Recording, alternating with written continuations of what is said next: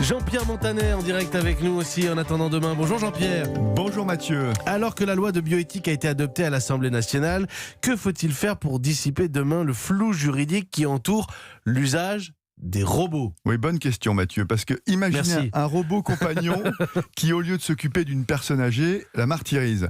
Alors c'est un scénario de pure fiction aujourd'hui, mais qu'en sera-t-il demain? Le risque existe que ces robots, de plus en plus gavés d'intelligence artificielle, nous manipulent un jour en jouant sur notre inconscient et notre affect. Au Japon, Ombline, déjà des hommes divorcent pour entretenir une relation avec des robots féminins. Comment éviter cette servitude technologique? Ne faudrait-il pas définir un code ou une loi éthique pour le coup pour imposer une bonne conduite aux robots? Eh bien, cela permettrait de valider la qualité de leur programmation afin de faire respecter la confidentialité des données, veiller à ce qu'ils ne commettent pas de discrimination, qu'ils fassent preuve d'impartialité.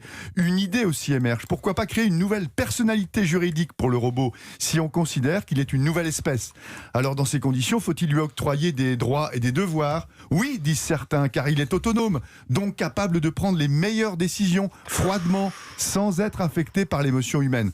Trop risqué, répondent les détracteurs. Il n'est ni libre ni responsable. Surtout ne pas le laisser décider du bien et du mal. Oui, parce que mécaniquement, ça pose la question de leur responsabilité. Mais en cas de faute, de dérapage, vous vous retournez contre qui, Mathieu? Contre la plateforme d'intelligence artificielle? Contre le programmateur? Contre le vendeur? Contre l'utilisateur?